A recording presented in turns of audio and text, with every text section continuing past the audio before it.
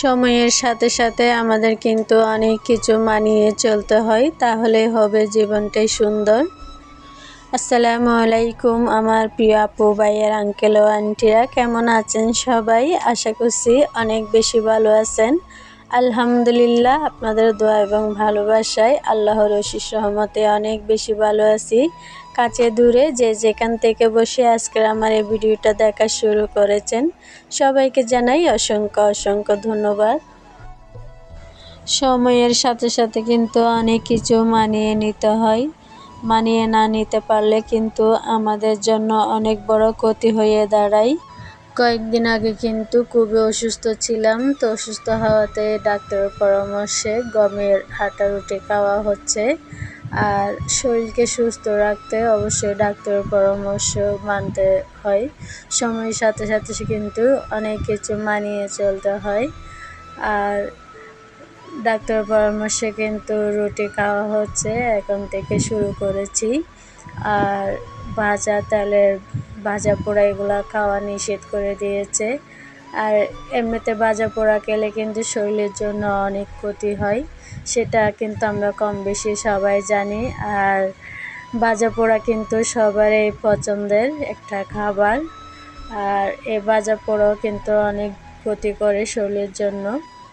অনেক সময় দেখা যায় শরীরকে সুস্থ রাখতে পছন্দের খাবারগুলো বাদ দিতে হয়। আর আমার ছেলে মেয়ে ওরা কিন্তু সব সময় পরোটা খেতে চায়, রুটি তেমন খেতে চায় না, তো ওদের জন্য পরোটা বানাতে হয় আর কি। আর এদিকে অফ ক্যামেরায় আমি রুমগুলো গুছিয়ে এখন রান্না করতে চলে এসেছি। আর আজকে কিন্তু সকালবেলা রুটি দিয়ে আলুর ভাজি খেয়েছি অনেক দিন পরে, খেতে কিন্তু বেশ ভালোই লেগেছে। আর এদিকে আকাশেও অনেক মেঘ জমেছে, মনে হচ্ছে এখনই বৃষ্টি নামবে। আর কয়দিন ধরে কিন্তু আকাশটা একদম মেঘলা হয়ে থাকে, বৃষ্টি তেমন হচ্ছে না। আর এটা হচ্ছে শুক্রবারের ভিডিও, আপনাদের সাথে আজকে শেয়ার করলাম। অনেক সময় দেখা যায় সময়ের জন্য ভিডিও আপলোড দিতে পারি না, কাজে কর্মে অনেক ব্যস্ত থাকি। তো 2-3 দিন পরে যেহেতু ভিডিও দিই, সেজন্য একটু একটু করে সাজিয়ে আপনাদের মাঝে শেয়ার করি। আর এদিকে কিন্তু সোনালি মুরগি এনেছিল আজকে। আর অনেক সময় দেখা যায় ব্রয়লার মুরগি খেতে খেতে তেমন ভালো লাগে না, তো সেজন্য আমার হাজব্যান্ডকে বললাম যে আজকে সোনালি মুরগি নিয়ে আসতে। আর সোনালি মুরগি আর কক মুরগি বলেন, এগুলা কিন্তু একটু দেশি মুরগির মতন স্বাদ পাওয়া যায়, খেতে অনেক ভালো লাগে। আর এদিকে বাহিরেও কিন্তু আকাশে অনেক মেঘ জমেছে। আর কয়দিন ধরে কিন্তু আকাশটাও মেঘলা হয়ে থাকে, বৃষ্টি তেমন হচ্ছে না। যাই হোক, এদিকে কথা বলতে বলতে কিন্তু আমার রান্নাটা প্রায় হয়ে আসছে। তো এখানে আমি পোলাও রান্না করেছি, আর হচ্ছে মুরগির মাংস দিয়ে আলু দিয়ে রান্না করেছি। আর এখানে ডিম আর 2 রকমের ভর্তা আনা হয়েছে বাহিরের থেকে। আমার হাজব্যান্ড কিন্তু অসুস্থ ছিল, তো এখন সুস্থ হয়ে তেমন কিছু খেতে চায় না, ওনার নাকি শুধু ভর্তা খেতে ভালো লাগে, সেজন্য ভর্তা নিয়ে আসছে। আর এদিকে সালাদ করেছি আর ডিম করে নিয়েছি। আর শুক্রবারে যেহেতু বাসায় সবাই থাকে, তো ভালো মন্দ কিন্তু রান্না করা হয়। আর প্রতিদিন তো এমনি রান্না করা হয়, আর শুক্রবারের দিন হচ্ছে একটা বিশেষ দিন সবার জন্য। সবাই যেহেতু একসাথে খাওয়া হয়, তখন কিন্তু অনেক ভালো লাগে খেতে। আর ভর্তা তো আমার খুবই পছন্দের।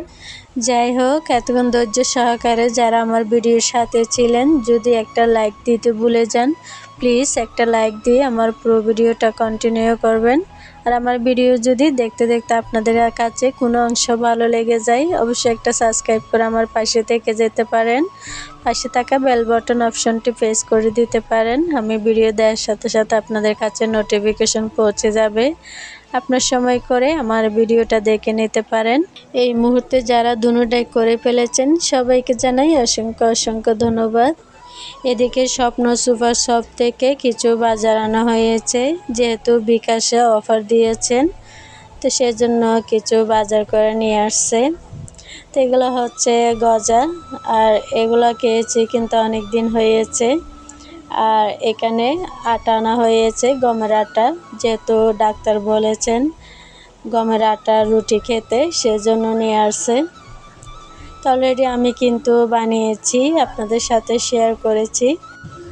যেহেতু শরীরকে সুস্থ রাখার জন্য ডাক্তারের পরামর্শ অনুযায়ী চলতে হয়।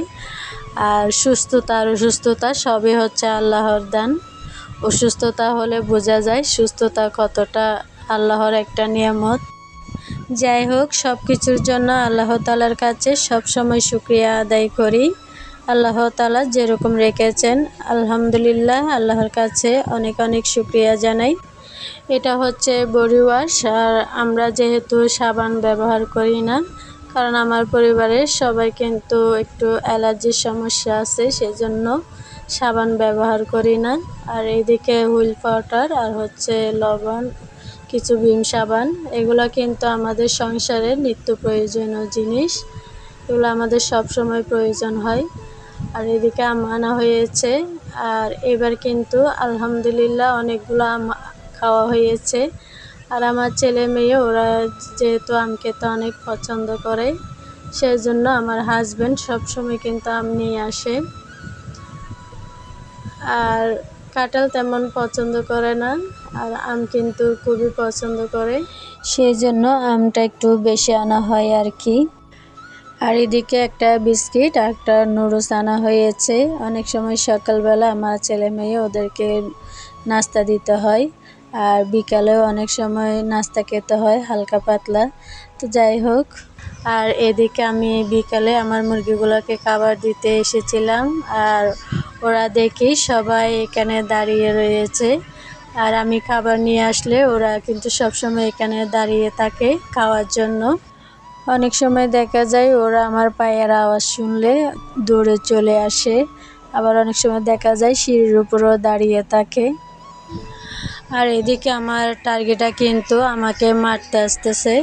ওকে আমি এত কষ্ট করে এত বড় করেছি, শেষমেশ কিন্তু ও আমাকে মারতে আসে।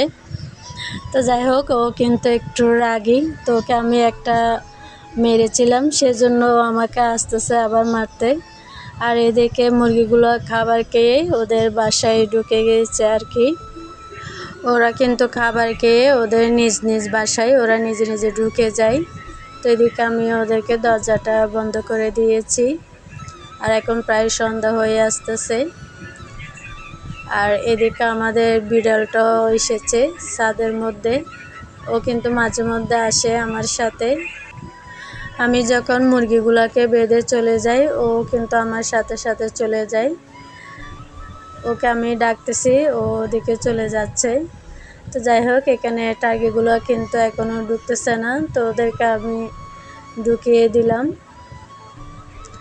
ওরা কিন্তু এখনও ঢুকতে চায় না, বাহিরে থাকতে চায়।